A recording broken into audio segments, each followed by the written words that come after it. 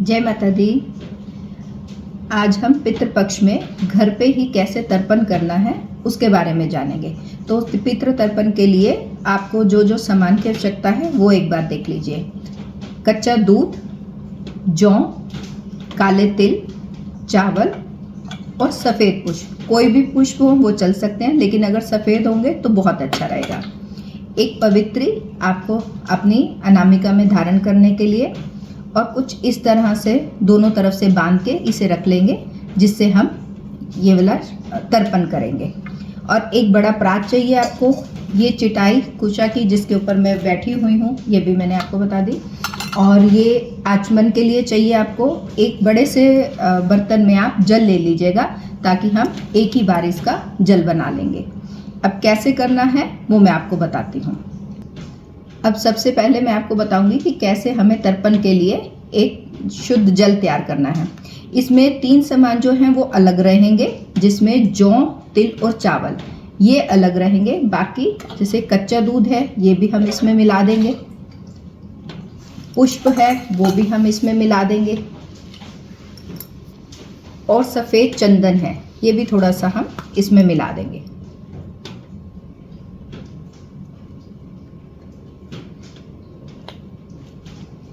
अब ये करना कैसे है वो मैं आपको बताती जाऊंगी। चावल जो हैं वो हम देवताओं के तर्पण के लिए प्रयोग करते हैं, जो काले तिल हैं वो पितरों के तर्पण के लिए प्रयोग किए जाएंगे, और जो जौ हैं वो हम ऋषियों के गुरुओं के लिए करते हैं। इसमें ये धागा मैंने इसलिए रखा था कि अगर आप इसको दोनों तरफ से बांधने के लिए आप धागे का भी यूज़ कर सकते हैं, नहीं तो किसी रबड़ से भी इसको बांध सकते हैं। धागे से बांधे तो ज़्यादा अच्छा रहेगा। अब आपके पास जो भी बर्तन है वो एक बड़ा बर्तन होना चाहिए जिसमें हम तर्पण करेंगे। कोई चांदी का हो, क्योंकि शास्त्रोक्त यही आता है कि आप किसी चांदी का, पीतल का या कांसे का बर्तन यूज़ करें। बट अगर नहीं हो तो ठीक है, आप स्टील का भी यूज़ कर सकते हैं। ठीक है, इस स्टील के बीच में हम ये चांदी का रख रहे हैं बर्तन, जिसमें हम तर्पण करेंगे। तो तर्पण के लिए सबसे पहले आपको थोड़ा सा इसमें शुद्ध जल लेना है, और इसमें थोड़ा सा गंगा जल भी मिक्स कर लेंगे। 3-4 चीज़ें मैंने इसमें मिक्स की हैं जल में। गंगा जल, कच्चा दूध, चंदन और सफ़ेद पुष्प, ये सब एक मिक्स करके हम रख लेंगे। इसको यूज़ कैसे करना है वो मैं आपको बताती हूँ। तो सबसे पहले हम 3 बार आचमन करेंगे, क्योंकि कोई भी पूजा से पहले आचमन और पवित्रीकरण बहुत ज़रूरी है। तो 3 बार आचमन करते हुए ओम केशवाय नमः, ओम नारायणाय नमः, ओम माधवाय नमः, ओम हस्तो प्रेक्षालय ऋषिकेशाय नमः। आचमन करने के बाद थोड़ा सा जल, गंगा जल हो तो बहुत अच्छा है, गंगा जल लेके ओम अपवित्रः पवित्रो। अगर आपको मंत्र ना भी आता हो तो कोई बात नहीं है, आप बस सभी सामान का अपना शुद्धिकरण कर लो। अब ये शुद्धिकरण करने के बाद ये एक हमारे पास सबके लिए जल तैयार है। ये एक मिक्स जल बना लिया है हमने, जिससे हम देवताओं का भी करेंगे, ऋषियों का भी करेंगे और फिर पितरों का भी करेंगे। तो अलग अलग ना बना के आप इस जल में एक पवित्री का, इसका कुशा का थोड़ा सा तिनका जरूर डालिएगा। आप बड़े ध्यान से समझने वाली क्या चीज है, जब भी हम देवताओं का करते हैं तो हम इसे ऐसे रखते हैं, आगे की तरफ से उंगलियों की तरफ से हम देवताओं का तर्पण करते हैं, और थोड़े से चावल रख के करते हैं। जब भी हम ऋषियों का करेंगे, देवताओं का करेंगे, तो उसके लिए हम इससे करेंगे। इसको फोल्ड करके इसका ये हिस्सा ऐसे करके नीचे की तरफ आएगा, और अंगूठे में से करेंगे। आई होप ये आपको क्लियर दिख रहा होगा। इस तरफ से जाएगा, कनिष्का उंगली की तरफ से जाएगा। जब देवताओं का जाएगा तो चावल के साथ आगे से जाएगा। जब ऋषियों का, गुरुओं का और महापुरुषों का जाएगा, दिव्य पुरुषों का जाता है, तो वो कनिष्का उंगली की तरफ से इसको फोल्ड कर दिया जाता है, इधर जाता है। और अब जब पितरों का जाता है तो ये इस तरफ से ऐसे, इस तरफ से जाएगा, अंगूठे की तरफ से जाता है। ठीक है, तो ये अंगूठे की तरफ से हम देंगे, यहाँ पे काले तिल डाल के। जब ऋषियों का करेंगे तो जौ के साथ, जब हम पितरों का करेंगे तो काले तिल के साथ। मैं एक एक करके करती जाऊंगी और आपको बताती जाऊंगी, बट पहले थोड़ा सा बता देना ज्यादा इजी रहता है। और आपको कोई संस्कृत नहीं आती है, कोई घबराने की जरूरत नहीं है, क्योंकि ये सब जो हम एनर्जी लेवल पे वर्क कर रहे हैं, तो एनर्जी जो है वो आपके भाव समझती है। ठीक है, वो चाहे आपके पितर हैं, चाहे वो गुरु हैं, चाहे वो हमारे जितने भी दिव्य पुरुष हैं वो हैं, या हमारे देवी देवता है, वो सब एनर्जी लेवल के हैं, तो वो भाव की भाषा समझते हैं। तो उसके लिए आप निश्चिंत रहिए, मैं आपको सब हिंदी में ही, शुद्ध हिंदी में करवाऊंगी, ताकि आप आराम से, क्योंकि मैं खुद इतने सालों से हिंदी में कर रही हूँ, ठीक है, तो कोई दिक्कत नहीं है, आप आराम से बिल्कुल निश्चिंत होकर इसको करिएगा। बिल्कुल मत सोचिएगा कि आपको संस्कृत नहीं आती है तो आप कैसे करेंगे। आपने एक थाल ले लेना है, 1 रुपए का सिक्का भी आप रख सकते हैं, तो रख लीजिएगा हाथ में, ठीक है। इसको सीधा ऐसे रखने हैं, ठीक है। पहले आचमन कर लिया, सब तरफ पवित्रीकरण कर लिया। एक और चीज शायद मैंने आपको बताई थी, ये नहीं, मैं भूल जाऊं ना जाऊं, आपको बता देती हूँ कि इसी की एक पवित्री, इसको बोलते हैं पवित्री, जो इसमें अनामिका उंगली में डाली जाती है, ठीक है, इस वाली फिंगर में, कनिष्का के 7 वाली उंगली में डाली जाती है। इसे पवित्री इसलिए बोलते हैं क्योंकि कुशा जो होती है, ये सब कार्य करते हुए ये सकारात्मक ऊर्जा आपकी बॉडी में बना के रखती है। इसीलिए हम इसी की चिटाई भी नीचे रख के बैठते हैं, इस तरह की चिटाई होती है, उसे भी नीचे रख के बैठा जाता है, क्योंकि इस कार्य को करते हुए एक सकारात्मक ऊर्जा शरीर में बनी रहती है। तो अब हम शुरू करेंगे। आई होप आपको सबको क्लियर हो गया होगा। अब ये जो हमने मिक्स जल बनाया है, इसको इसमें से ले लेंगे थोड़ा सा, और इसमें थोड़े से चावल अपने हाथों में यहाँ पे रखते हुए चावलों को, ठीक है, ओम श्री सर्वेभ्यो देवेभ्यो नमः। अगर ये भी नहीं आता तो आप सिंपल, हे देवी देवताओं, मैं आपके निमित्त ये जल अर्पण कर रही हूँ, मेरे इस जल को स्वीकार करें, मुझ पे कृपा करें। ओम श्री सर्वेभ्यो देवेभ्यो नमः, ओम श्री सर्वेभ्यो देवेभ्यो नमः। लगातार अपने मन में अपने सभी देवी देवताओं का, हे देवी देवताओं, मेरे इस जल को स्वीकार करें, मैं आपके निमित्त ये जल तर्पण कर रही हूँ, इसे स्वीकार करें। ओम श्री सर्वेभ्यो देवेभ्यो नमः। लगातार ये करते हुए ये हमने देवताओं के निमित्त कर दिया। इसमें जो पुष्प हैं वो भी आप अर्पण कर सकते हैं ऐसे, ठीक है। अब हमने देना है सभी सिद्धों को, दिव्य आत्माओं को, दिव्य पुरुषों को। वो हमारा जल जाता है यहाँ से, और थोड़े से जौ लेकर वो हम हाथ में ले लेते हैं जौ, और फिर इसी में से जल ले लेंगे हम, और इस जल में से ओम श्री गुरुवेभ्यो देवेभ्यो नमः, ओम श्री सिद्ध गुरुवे नमः, ओम श्री सिद्ध गुरुवे नमः। मैं उन सभी सिद्ध गुरुओं को, सिद्धों को, दिव्य आत्माओं को, दिव्य पुरुषों को प्रणाम करती हूँ, उनके निमित्त ये तर्पण करती हूँ, मेरे इस जल को स्वीकार करें।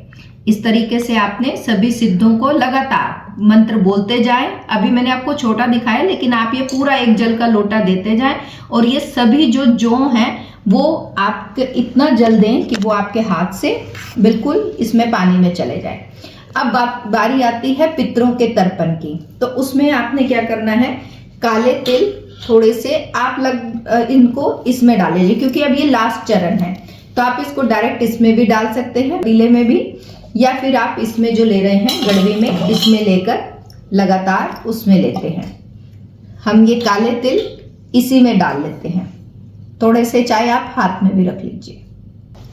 अब इस तरह से हाथ में काले तिल लेकर, और ये कुशा को अब हमने अंगूठे की तरफ से देने हैं। और सबसे ज्यादा ध्यान देने जरूरी वाली जो बात है कि जब भी हम पितरों का करते हैं तर्पण, तो उस समय हमारा मुख जो है वो दक्षिण दिशा की तरफ होना चाहिए। जब हम देवताओं के लिए और ऋषियों के लिए करते हैं तब पूर्व दिशा की तरफ होना चाहिए, और जब पितरों का कर रहे होते हैं तो हमेशा आपका मुख जो है वो दक्षिण दिशा की तरफ हो। तो इस चीज को बड़ा ध्यान से करते हुए तभी कीजिएगा। अब मेरे कैमरा सेट था, इस करके मैं दिशा में घूम के नहीं आपको बता सकती थी, लेकिन ये चीज का ध्यान जरूर रखिएगा। अब हम लगातार ओम पितृभ्यो देवेभ्यो नमः, और इसमें सबसे पहले आप एक जल का लोटा देते हुए इसमें लगातार अपने मन में संकल्प करें कि ये वाला जल मैं अपने पितृ पक्ष के सभी, जो मेरे पितृ साइड के जितने भी पूर्वज हैं, उन सब के लिए ये तर्पण कर रही हूँ। सभी इस जल से तृप्त हों, मुझ पर कृपा करें, आशीर्वाद दें। मेरे पिता के साइड के सभी पूर्वज तृप्त हों, मेरे पिता के साइड के ये सभी पूर्वज मुझसे तृप्त हों। इसी तरह से और जल लेकर इसमें फिर से काले तिल लेके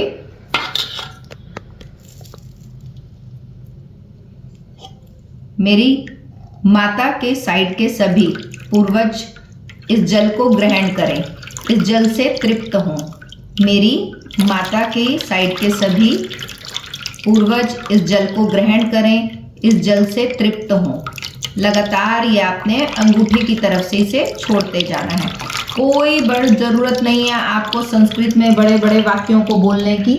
आप आराम से हिंदी में बोलते हुए अपने भाव के साथ सिर्फ ये अंगूठे की तरफ से, इस हाथ को थोड़ा सा ऐसे टेढ़ा रखना है ताकि ये अंगूठे की तरफ से आपका जल जाता रहे। और अब फिर से हाथ में थोड़े से काले तिल लेने हैं, आपने इस साइड रखने हैं। अब आपने पिता की साइड के सभी, पिता की तरफ के सभी पूर्वजों को दे दिया, माता जी की तरफ के सभी पूर्वजों को दे दिया आपने।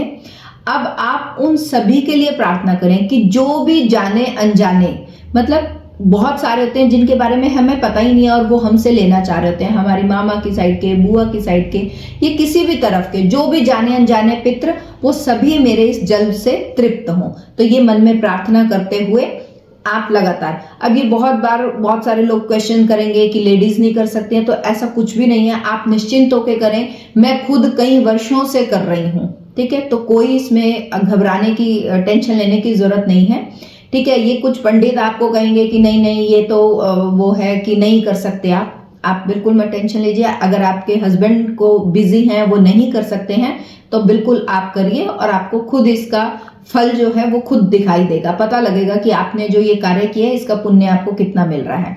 अब हम उनके लिए करेंगे, किनके लिए, जो भी जाने अनजाने हैं। तो आपने ये देते हुए कि जो भी मेरे ससुराल के या मायके तरफ के मेरे जो भी जाने अनजाने पूर्वज हैं, मैं उन सभी के लिए ये जल अर्पण कर रही हूँ और मेरे इस तर्पण से वो तृप्त हों। उन सभी के लिए देते जाएं। मैं उन सभी के लिए ये तर्पण दे रही हूँ, मेरे इस तर्पण से वो तृप्त हों, मेरे घर परिवार में सुख शांति का आशीर्वाद दें। ये करते हुए अब आपने इसको भी बीच में छोड़ देना है और जो भी फूल तिल हैं वो सब इसमें छोड़ते हुए अब ये वाला जल उठा के आपने जो है वो सूर्य देवता को भी आप दे सकते हैं। अगर कुछ ऐसा बाहर विदेश में रहते हैं, कुछ आपको दिक्कत है कि आप सूर्य को नहीं दे सकते, तो आप किसी भी इसको प्लांट में भी डाल सकते हैं।